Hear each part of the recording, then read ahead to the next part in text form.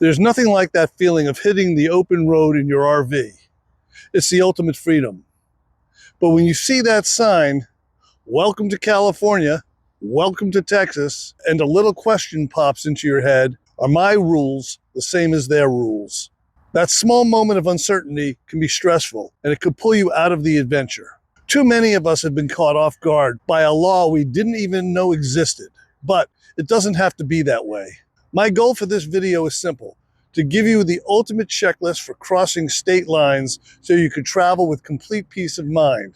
We're going to cover 11 things that most often get RVers into trouble, so you can protect yourself, your family, and your trip.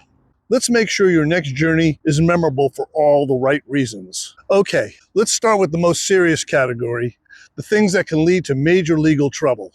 Getting these right is non-negotiable. I get more comments about this than anything else in any other video. This is the big one, a common misconception that your home state's concealed carry permit is valid everywhere. It isn't. One state might honor your permit, while the very next one can consider that same weapon a felony. Now, you might have heard of FOPA, F-O-P-A, the Federal Firearm Owners Protection Act. It offers a legal defense for transporting firearms, but it's not your get-out-of-jail-free card. To be protected by FOPA, your firearm must be unloaded and locked in a case, separate from your ammo, and in an area that's not readily accessible, like a storage bay. A gun in your bedside table in an RV is almost always considered accessible and can violate state laws. The takeaway: before you cross a state line, do a quick search for example, state name like California or Texas, firearm transport laws, and always check the rules of the specific campground you're visiting. It's your responsibility, and getting it right means you can travel without worry.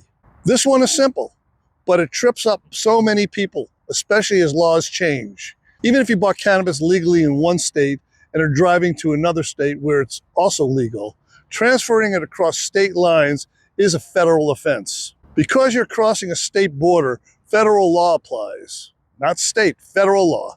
And it doesn't matter if it's for your medical use. There is no gray area here. The safest way to travel is not to carry it across state lines. It's just not worth risking your freedom. And here's where it gets tricky, because some states treat an RV like a car and others treat it like a home. If your RV is treated like a motor vehicle, having an open container of alcohol in the living area, even in a cabinet, can lead to an open container violation. And believe it or not, dry counties still exist in many states where possession of any alcohol can be illegal. Here's a tip: when you're driving, keep all alcohol, opened or not, stored in an outside bay where it's inaccessible. And if you're crossing into Canada or Mexico, always declare what you have. Honestly, it will save you a massive headache. Next, let's talk about the RV itself. Getting this wrong can lead to fines or even being told you can't drive any further. This is a shock to many RVers. If your RV or your towed vehicle have a combined weight of over 26,000 pounds, some states require a special non-commercial driver's license, even if your home state doesn't. It's about road safety. These big rigs handle differently, and states want to ensure drivers are properly equipped. Check the weight of your setup, and then do a quick search for RV license requirements for the states on your route. This is about keeping everyone on the road safe, including you. Every state is a little different, and in some states, you need your headlights on in the rain. In others, you don't. Some states legally allow passengers to ride in a fifth wheel. In most, it's a misdemeanor. Speeding fines in work zones can be doubled even when no workers are present. Before entering a new state, take 5 minutes at a rest stop to look up the basic traffic laws. A little bit of prep can easily save you a $500 ticket. You obviously have Google available on your phone or Bing or something. The next group is about being a responsible traveler. These rules exist to protect the beautiful environments we all love to visit. This rule is simple and crucial. Buy it where you burn it.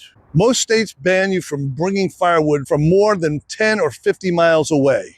This is to stop the spread of invasive insects like the emerald ash borer, which have destroyed millions of trees, cost billions of dollars in damage. Bringing your own wood might seem like you're saving a few bucks, but you could be unknowingly damaging the forest for generations.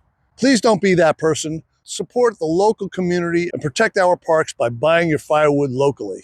If you've ever driven into California or Florida, you've seen agricultural inspection stations, and they're very serious about this. They're looking for fruits, vegetables, and plants that can carry invasive pests or diseases that could devastate local farms. Don't try to hide your produce. Just be prepared to declare it and potentially surrender it. A good rule of thumb is to plan your meals so that you eat all your fresh produce before crossing into a state with an inspection point. Finally, let's cover your passengers, pets, and toys. A little planning here ensures a smooth trip for everyone. To avoid any delays or questions, always keep prescription medicines, especially controlled substances, in their original pharmacy bottle. That bottle has your name, the doctor's name, and the dosage. Loose pills in a daily organizer could look suspicious, so keeping them in the bottle is the best way to prove they're yours and they're legal.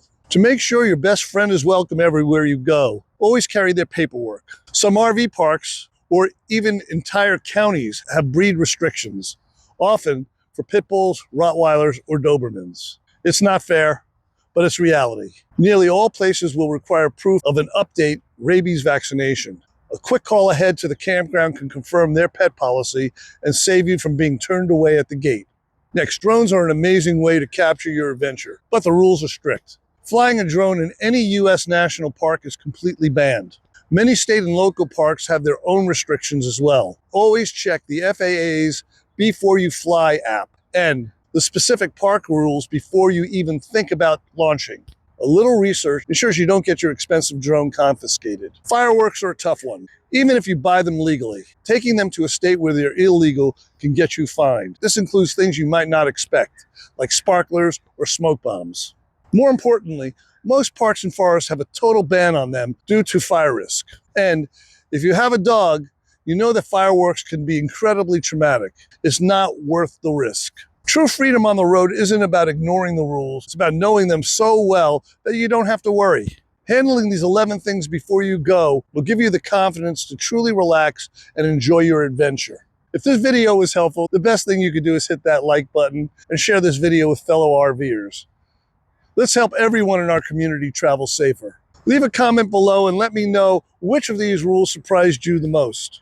Also, for more informational videos, click over here. Travel smart, stay safe, and I'll see you out there.